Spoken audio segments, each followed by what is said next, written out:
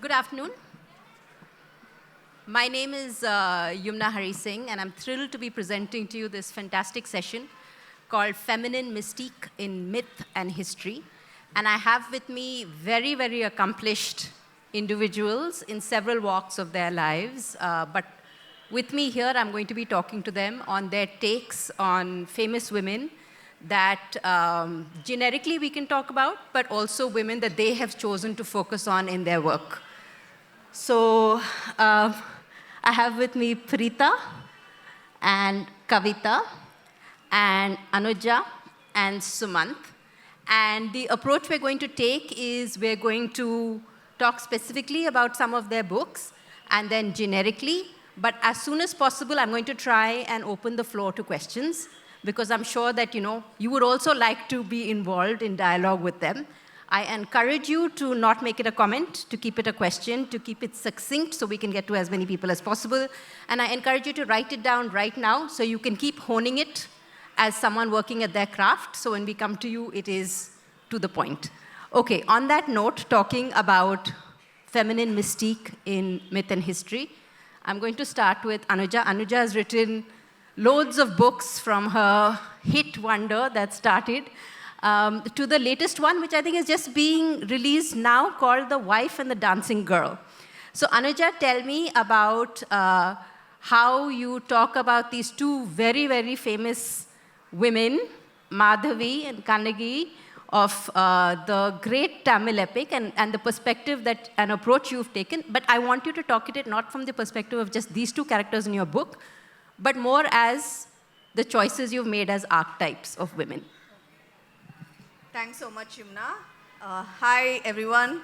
Very happy to be back at BLF. So, as Yumna said, The Wife and the Dancing Girl is a revisionist take on the Silappatikaram. So, I grew up hearing this story as a Tamil girl, and your initial reaction to a story like the Silappatikaram is fledgling feminist rage. Because here you have Kannagi, who is every man's dream wife. He can do whatever the hell he wants to do, and he remains adored, and she remains loyal to the fag end. And then, of course, you have somebody like Madhavi. You have The Wife and the Hoe, which was the title I originally wanted, much to the horror of my publishers. And they said, please, let's not get too scandalous out here. I am saying, no, it's not intended as a pejorative. It's just a very, it captures the dichotomy of being a woman. You're seen either as the Madonna or the whore, and both are impossible sets of expectations. People place women on pedestals only to give themselves the opportunity to tear you down later and stone you to death. So this was a rebellious, I grew up filled with so much frustration, thinking, why do I have to emulate somebody like Kannagi? So it took a bit of growing up for me to understand this character and how I tried to make her more realistic. The story is more realistic. In the original, for the uninitiated, she plucks out her left breast and hurls it at Madurai. And Madurai burns. I have a big issue with portrayals like this for obvious reasons, because women's breasts are not detachable organs which can be weaponized at will. I wish that were the case, but that's not true. Okay? So I wanted to question this narrative which has been passed on through the ages, because stories have power. You take the Agni Pariksha in the Ramayana, the very controversial Agni Pariksha. So the story says that Sita walked through the flames and emerged on the other side unscathed because she's pure, she's virtuous, a patni like Kannagi. But I don't know anybody who can walk through the flames unscathed. It doesn't matter whether you're good, you're bad, you're ugly, you're a man, woman, child, trans, doesn't matter.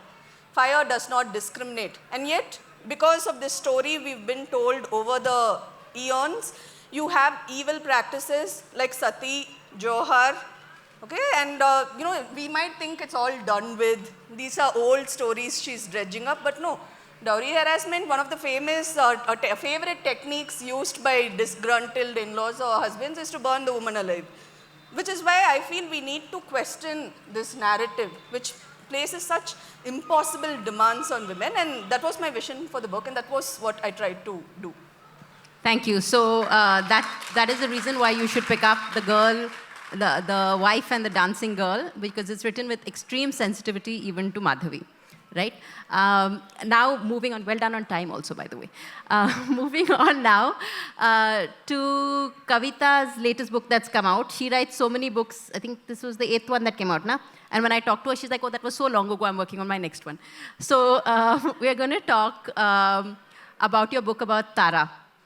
And I want to ask you the question about, the way you set the book up, you immediately draw a parallel between Tara, the character in the Mahabharata, and Tara, the star goddess, right? And then you have this almost sort of foretelling kind of parallel shadowing that happens all the way through. And you tell the story extremely differently from the Valmiki Mahabharata, not just in terms of the perspective of the teller of the story, but also what drives some of the actions in the story. So now I'm going to ask you, in the choice that you make, what is the role played by destiny and what is the agency of Tara? Thanks, Yumna, for asking such a difficult question. And hello, everyone. I hope I can answer that question. I think coming to Tara, I think what she actually personifies is both the Taras. In fact, I've included just for your knowledge of, that was the question I'm always asked, who is Tara? Tara is Vali's wife, and she later becomes Sugriev's queen. And the other Tara is Chandra, Tara, and Brihaspati, the triangle, the extremely infamous love triangle between the three. And I have included both the Taras in the story. In fact, the start of the epilogue of the prologue of the story is where Tara, as a widow, is wondering whether to wear white or whether to wear red, because she's going to marry the man who is responsible for her husband's death, that is Sugriv.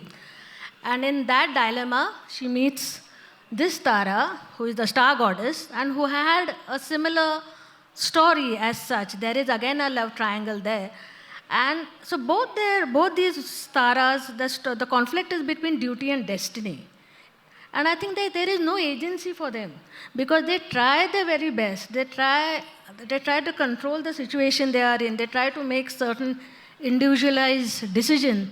But somehow or the other, what the future holds for them, somehow they get defeated by that. And I think the grace in both the Taras is that the way they surrender the defeat. It's not the defeat, it's the surrender is so graceful, yet the spirit is not gone, the strength is not gone. So it's like when Tara decides to marry Sugriv, this whole dilemma to marry the man who is completely responsible for her husband's death. Why? For the self-preservation, not only for herself, for the kingdom, for her son. It was an extreme, Tara is the weapon of war used by two feuding brothers. So I think here, whatever she does, the agency somehow, that whole struggle is her agency. How she strives and she struggles and she tries to placate. It's the story, we are talking about desire here. Here is the desire two men have for one woman. Two brothers have for one woman. And what it creates, the furor it creates in a family, how the relationship between two brothers breaks up. And Tara, as usual, is we always blame the woman. So Tara is the reason for the feud. So that this whole thing, and she has to live with it, and she has to struggle with it, and she has to make peace with it, and try to bring peace in the family. And I think Tara's story is actually is quite an ordinary story, a story of most ordinary women where, these sort of compromises they have to make. These compromises between duty and destiny. And I think that therein lies her strength. I think that is her strength, that is her, as you say, her fate, that is her destiny, and I think that is also her agency. Eventually, she accepts it with a certain smile, with a certain grace, with a certain self-realization that this is for the best. Thank you. So as you can tell, the format is we're going one by one book, and then we'll open it out, and then I hope you're all thinking very hard. Okay, it's coming to Preetha. Preetha's latest book is The Oath, which again is a telling of a tale famous in Tamil literature by Kalki. And it's basically Sivagami's oath. Yes. Right? And when we were discussing yesterday, one of the things we were talking about is the title of the session. The title of the session is Feminine Mystique, which is also a very famous book that heralded the second wave of feminism in the US, Right. by Betty Friedan, who went off and was asked to do class research at one point, and in the 1950s, 60s in the US, and talked to all her Smith collegiate friends who, it had been 15 years since they graduated, and found out that despite what was being depicted in all of the magazines of the age, most of which were managed by men, these women, the number of women going to college was dropping, the number of women in the workforce was dropping, and they were all quite unhappy in their lives as housemakers and mothers. And the thing that was more of a shock was that nobody was talking to anybody else. So everyone felt like this was their own sort of personal thing that they were stuck in. So yesterday when we were talking, Preetha and I, the conversation went all over the place, but it started with Betty Friedan. And in the context of the fact that men control the narrative in the stories that we are told by and large, like the vast majority of the myths that we've been told are by men, we still have very strong women in them. So the question to Preetha is, you have brought out the oath, which is a very fidelity, that was your focus, to be completely, akin to the text written by Kalki, Yeah. right? And you talk about strong women in the stories that we've been told. Yes. So my question to you is, do you feel that stories told about strong women by men tell the complete story? Let me first tell you, according to me, there's no one-size-fits-all feminism, okay? It's different for every woman and every man.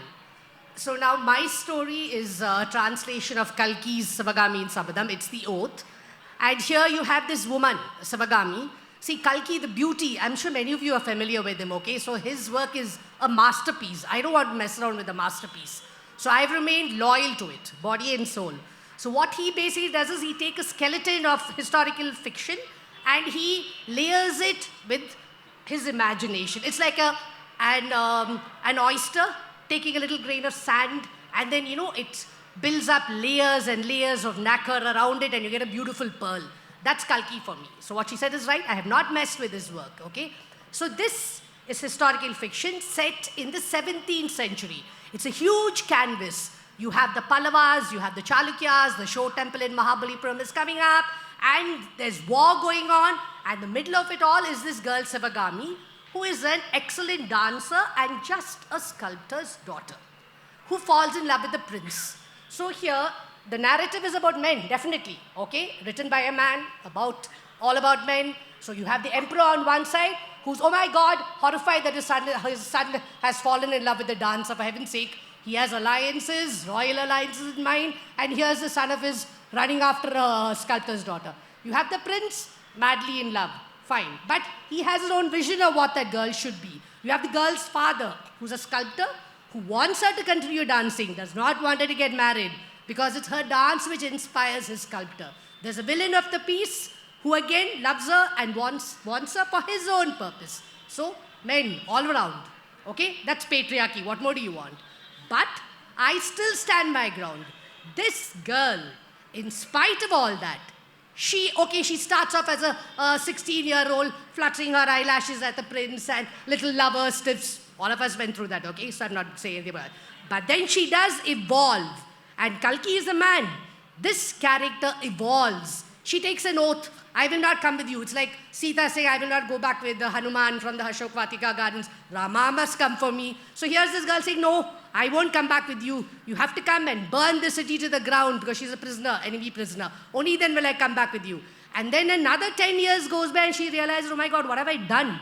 Why on earth do I want to kill innocent men, women like me, little children, just for some oath, some kind of love which I thought I had? So and then finally, I don't want to tell you too much of the story. So finally, what happens is, the prince grows up, and of course, royalty, he marries another princess. Fine, okay? And here's this woman, Savagami, waiting for him for 10 years. But when she realizes what happens, she doesn't just sit down and say, oh my God, now what do I do? And break down and jumps into a well or nothing like that. Oh my God, no. She doesn't do anything of that. She stands her ground. You don't want me? Fine. And then she surrenders herself to Lord Shiva. So how does the book end? Here's this beautiful girl, completely lost in her dance, in front of Shiva's sanctum. She's dancing her heart out. She's dedicated her life, herself, everything to God. And it is the emperor whose eyes fill with tears and who walks out. So tell me who's the loser here? Is it the man or the woman? I leave it to you. Okay? So basically, there's no one-size-fits-all feminism.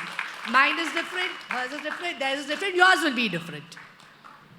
Thank you, Preetha. Thank you.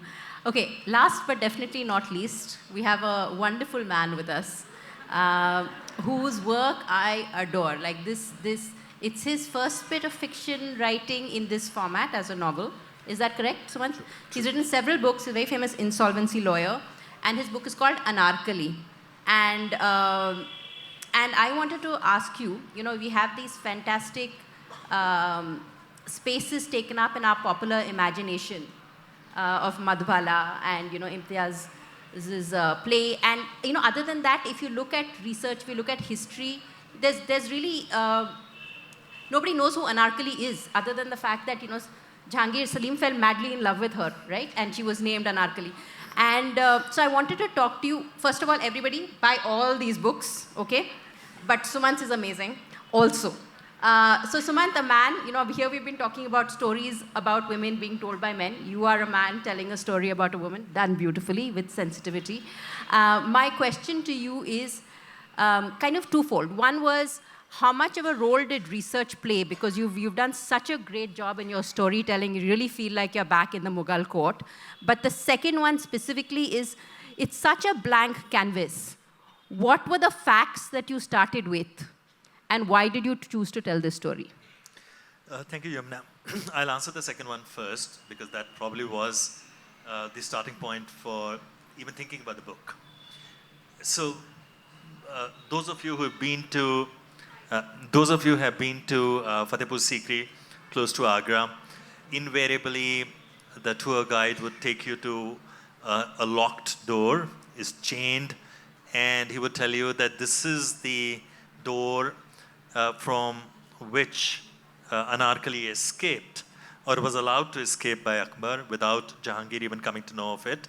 And she then took the tunnel, which opened in Delhi, 250 kilometers long tunnel, and eventually she went to Pakistan, what is now in Pakistan. And I sort of was amused by his explanation, because it's very unlikely, irrational, and I questioned as to how's that possible. And he said, look, this is what we've been told over centuries by our forefathers. We believe in it. This is our truth.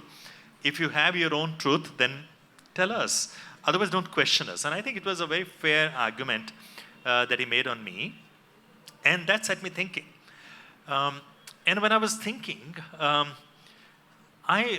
first thing that struck to me was that, we have so many characters from Indian mythology and other ancient texts who have been written about. We've heard a few of them a few minutes back.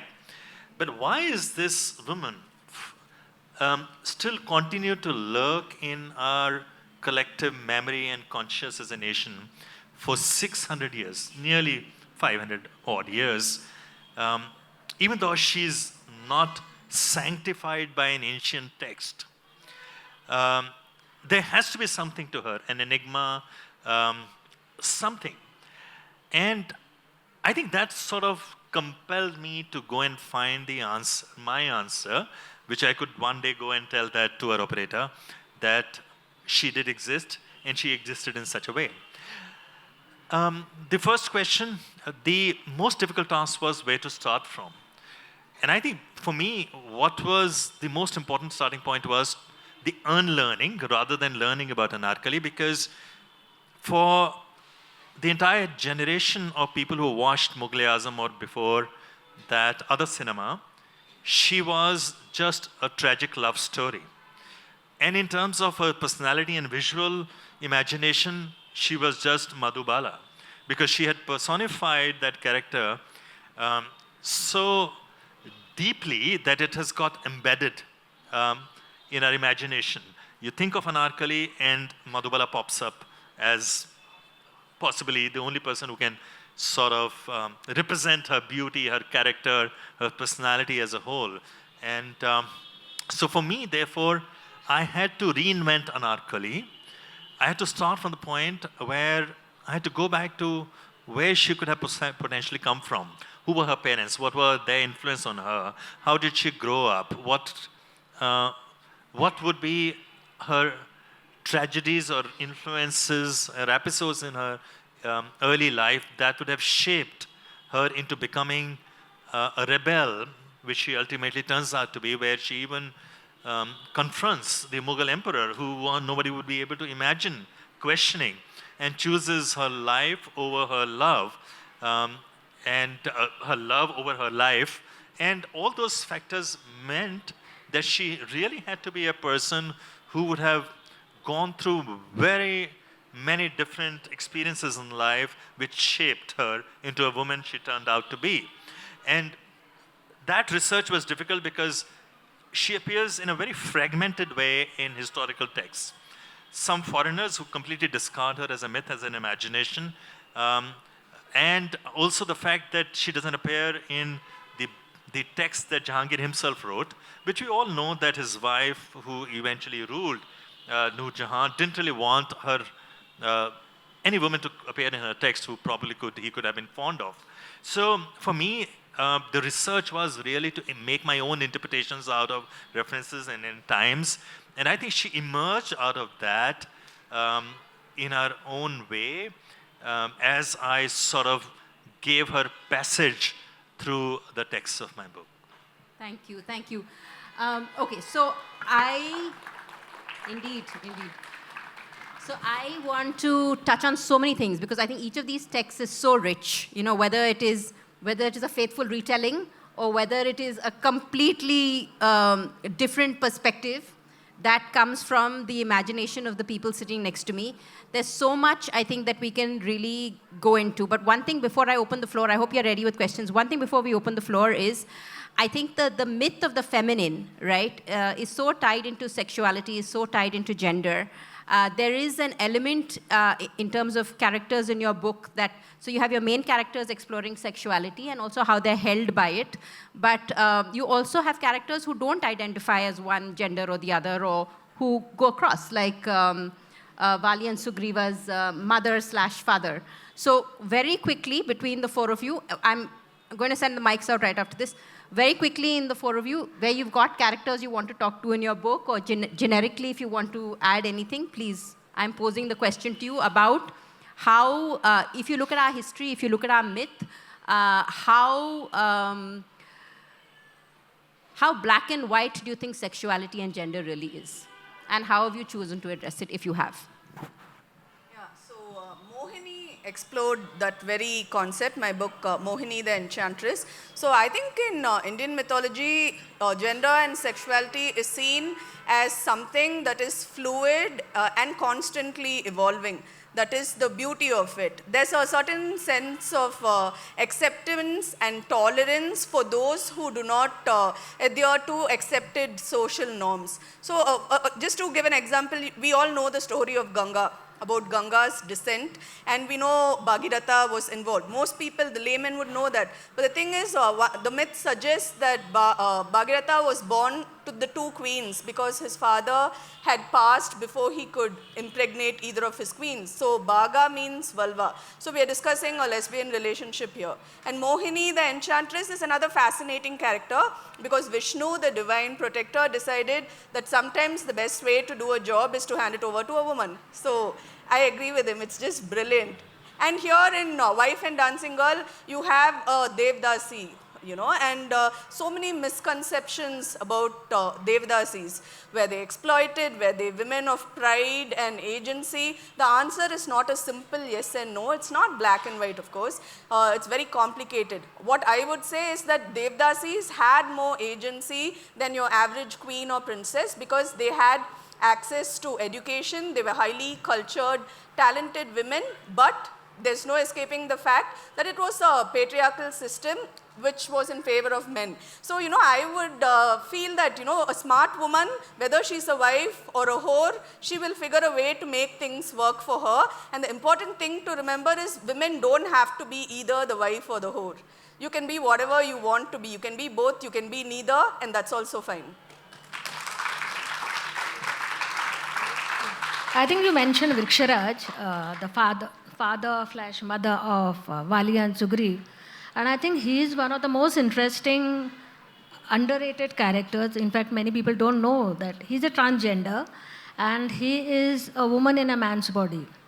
And I think the most beautiful part of the relationship between Vali and Sugriv and Vriksharaj is that they consider him, Vriksharaj, their mother. They call him Amma. Because for them, he might be the head of the tribe, the head of the clan. And that is the societal pressure which is put on him to retain his male form. But both the sons realize that it is basically the mother, the woman is there in this man. And how I think the relationship actually tells the inclusivity which is actually needed right at the family level. Unless they are not included and given the respect and the love, and I think the overall family bonding which happens, it has to happen at the family level. And then the society sort of reflects it. So because Vali has so much respect for Vriksharaj, everyone jolly well respect him, Though he might be the tribal chief, he is definitely, I think Vali sort of reiterates that he is my father, he is my mother, and whatever it is, he might be your tribal chief, but he is my father, he is my mother. And this sort of, it is reflected all through. I mean, eventually when Vriksharaj sort of gives away his place to Vali, I think that relationship is basically that he allows his Vriksharaj to go back to the woods to take his female form. So that, and as she says very correctly, I think this whole fluidity which is there. And I think in the same book, there's another very interesting example is that of the other Tara, the Chandra Tara, which I mentioned. The story is that Tara and Chandra, the moon, they had an affair and they had an illegitimate son called Budh. And of course, there's this whole story how he was made legitimate because the husband, Brihaspati, how he accepted him. Anyway, that is another story. But Budh was also an LGBT, yes. And then he marries Ela later, who also is again. So this whole story of, there are 3 characters actually in this book which are LGBTQ. And each one has a different story, each one is a different situation, each one is a different case. And that actually surmises the entire, I think, evolvement of this whole relationship. And the identity which we have given the name, now we have given the name LGBTQ, but I think it very much, they saw that there were different cases, and they were sort of enumerated. Okay, I'm going to cut, huh? Yeah. Okay, so Preetha, very shortly, and Sumant, very shortly, if you have anything, otherwise... Again, I agree with them. In Indian mythology, sexuality is not a binary, okay? So, but then I have another viewpoint. Sexuality is not just about sex per se, okay? It's also about gender-related traits. What is masculine? What is feminine? And there is fluidity in that in our mythology. Okay, I'll take the example now. If you want this feminine mystique as such, if you translate it into Indian terms, I would say it is something like Sati Savitri, the devoted wife, the chaste wife. Okay, so you can choose to see her like that. But remember, this same Savitri, she was such a spirited princess that she intimidated men and had no suitors. Okay? Then she goes on a tour of distant lands in search of a husband. I wish my appa had let me do that 40 years back. Okay? And then she stands by her choice of Satyavan, despite knowing that he is going to kick the bucket in a year. Okay? And then there's this fiery, resourceful woman who actually pursues and vanquishes death itself. Now tell me what's submissive about that, what's feminine about that, or womanly about that. So definitely in mythology there is fluidity. where feminism is concerned, where sexuality is concerned. Thank you so much. Sumant? Yumna, I just want to... And sorry, just 1 second, Sumant, before you start. Can people who have questions put their hands up? Okay, so I can see only people in the front row. Nobody from the back? You're all being very quiet. Okay, there's a gentleman at the back there. There's somebody here, somebody here, somebody here. The lady next to the camera. I'm coming back to you, don't worry. So the lady next to the camera person, the lady here who told me like right before we started the session, she had a question. Okay, so please hand out the mics to these people and you please be ready with very, very short questions. And Sumant, go. Yeah, so I don't want to sort of eat into the time for the Achha, questions. into the mic. Yeah, I don't want to eat into the time for the questions. I just want to mention that even in Anarkali, one of the characters who's LGBT plays a very important role in the entire story as an in charge of the harem, Akbar's harem, and as a mentor of Anarkali's mother, as also someone who guides Anarkali through the emotional crisis and the conflict that she was dealing with in her mind about the choices that were given to her by Akbar and Akbar's wife Jodhabai. So the mature role that Rukhsana plays is something that I'll leave it for you to discover. And I think you've brought it out really well also, the role that Rukhsana plays, even with Anarkali's mother when she comes in. That's right. Thank you. Okay, questions. I can see no mics. Gentlemen, I gave you a heads up. Okay, the lady there in the blue, and then this lady here in the white. Yes, go. Good afternoon. It was a very great session from all of you. My question is for Anuja ma'am. So you know that Silappatikaram has a twin epic called Manimegalai. So is there any role of Manimegalai, the main character of the epic, has any impact on your novel, The Wife and the Dancing Girl? Yeah, thank you so much for that question. As you mentioned, Manimegalai deserves a book unto herself, but I kind of laid the groundwork. Maybe in future I might do it. But the thing is, you have Madhavi having an argument with her mother. Her mother says, we need to start training Manimegalai also as a dancer. We need to get those dancing bells on her feet. And Madhavi makes a very decisive statement. She says, that's going to happen only over my dead body. She doesn't have to be the wife or the whore. She can be whatever she wants to be. So that's a beautifully empowering message that doesn't glorify chastity, nor does it vilify harlotry. You know, a wife has her dharma, a whore has her dharma. So I thought it was a beautiful sequel to the Silappatikaram, a more tolerant, compassionate, philosophical tale, and I really hope I can work on Manimegalai someday. Thank you for the question. Thank you. Great question. Very well phrased. Next, over here in the front. And I'm coming to you afterwards. Hello, everyone. My question is for Ms. Kavita, ma'am. Most of your books are based on the woman that Rajah Ravivarma portrayed. My question to you is, did he inspire you in any way for writing these books? Can you repeat the last part? Who are you referring to as inspiration? The artist Rajah Ravivarma. The artist Rajah Ravivarma has portrayed a lot of these women. Has he been an inspiration to you in your books? No, frankly, no, though I am a fan of Rajah Ravivarma and I have tried to get however many portraits of it, right from Radha. But no, if you ask my inspiration, I think each woman is an inspiration. Each one deserves a 300-page story.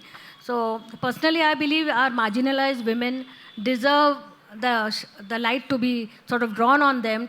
They should come out of the shadows. They have a story to tell, and I think we're all eager to know. I mean, can you imagine a Mahabharata without a Gandhari or a Kunti? It's not just about Draupadi. It's also about a Satyavati and... So I think women, the inspiration are they themselves. When I'm doing the research, I get my inspiration. And yes, 8 books down, 9th one still on. So I think there are lots of women, and I think I can write a lot more books. She has many stories to tell. And they're very fun to read also, I think.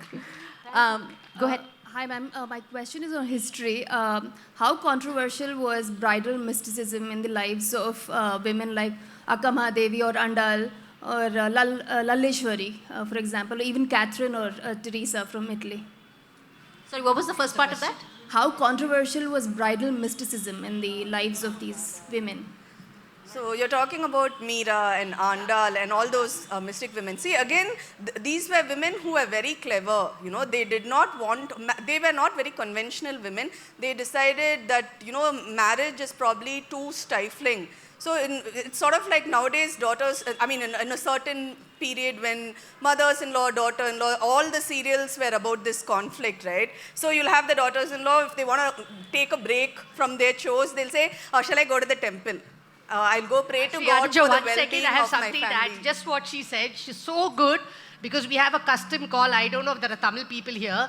Sabba Kalama Kolkate, okay? That's Tuesday when women gather together and make these little dumplings and offer it to God. And for heaven's sake, no man is supposed to even come near that. It's bad for him. He's not to look at it. He's not to see it. He's not to eat it. So basically, we get time to sit together and gossip and tear anybody apart, including our husbands, etc., and fathers-in-law. I think that's what she's trying to say.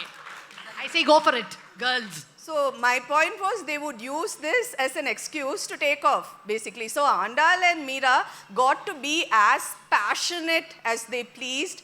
They let their erotically charged imaginations run wild, and they got away with it at the time because it's Krishna and Vishnu, and everyone gets it. Krishna is hot. So, it was a fantasy gone nuts, and they got deified almost for doing it. So it's a way for women. That's what I said. Even if there are boundaries, even if there are stifling restrictions, you cannot silence that powerful feminine mystique, that voice of women, It always soars, and they're beautifully inspired stories. Even Radha, for that matter, she was a married woman.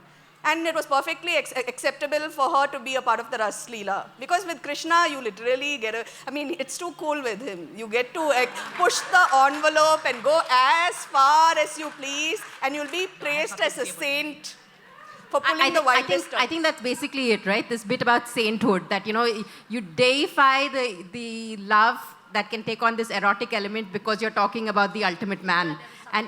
And everyone also wants to be considered almost the ultimate man, right? Sorry, go ahead. No, I just want to add something to Meera because, I was listening to Ami Gantara's session yesterday, and what she said is, in Rajput homes, I believe, Meera is deified. So you have a picture, you have everything, but nobody tells any of their daughters to emulate Meera. So you deify her, keep her aside. But no, she's not what you should be. Okay, so Question, go ahead, stand up. Oh, sorry, Sumant, you have something to add? You have to jump in, Sumant. You have to realize this is a free-for-all. Okay. Good afternoon to the panel. I mean, it was lovely listening to all of you, and mythofiction is always my go-to genre. So my question is to the whole panel, of course. What is one female character from Mahabharata you would like to place in the Ramayana, and one female character from Ramayana you would like to place in Mahabharata?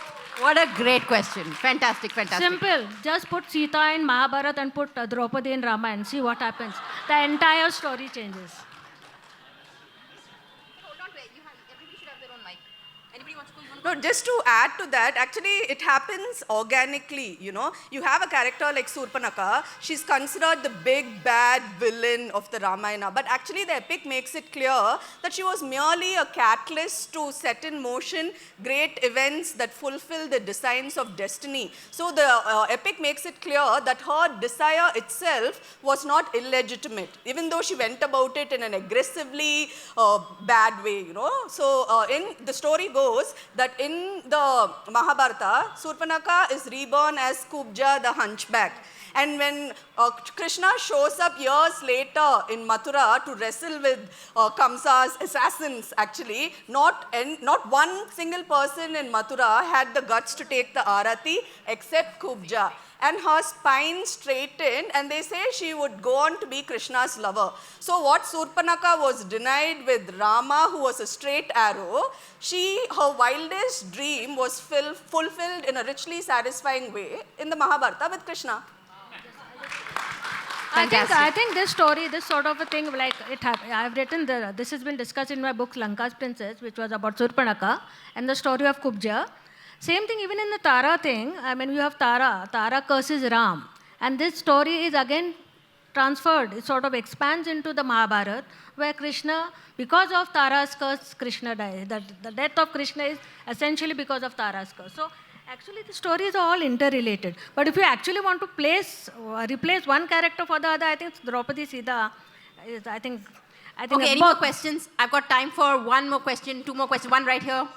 And then one right at the back, because we don't discriminate against people in the back. Can you see one straight arm? I want one mic to go right away, please. Yeah, so my question is, thank you for taking all the strong feminine character from mythology, but in current scenario, because of many reasons, I have seen a woman define herself by her body.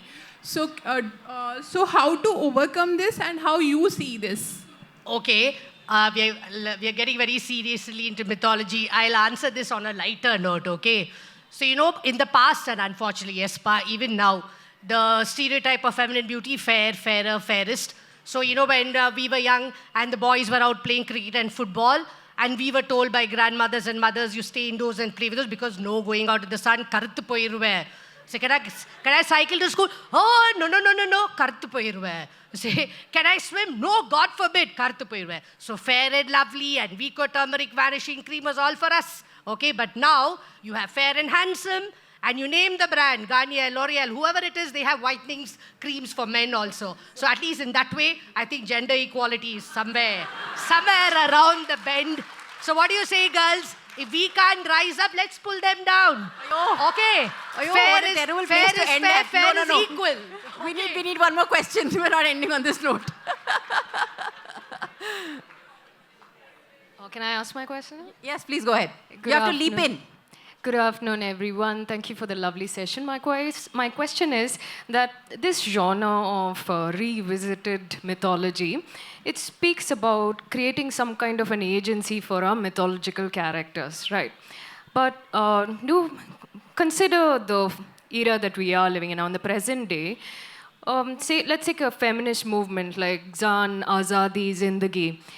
These kind of feminist movements are a success because of the support from the men folk. So does your books in this genre have space for such kind of appreciation for the men folks? Thank you so much. Acha, you're going to be very fast because I promised Jimmy we would get us off on stage in time. I think the first feminist, honestly, male character would be Janak. I mean, he adopts a daughter. In an era where men were yearning for a son, they used to have yagnas for a son. And here is Janak, he was called the philosophical king, extremely evolved, extremely progressive. He didn't believe in it. And he adopts Sita, he has his own child called Urmila, and then he has 2 nieces. So if you see, Videha is the country of girls. It represents the feminine power. So when we are talking about feminism, I think it's more about thought. So there were definitely, even in our story, there were males who had this thought, who sort of propagated this thought. And I think Janak definitely was the first feminist. Yeah, I mean, and we have, of course, as a father, of course, yes, Janak would be. But if you read my book, you'll find that the biggest admirer of Anarkali was not the Salim.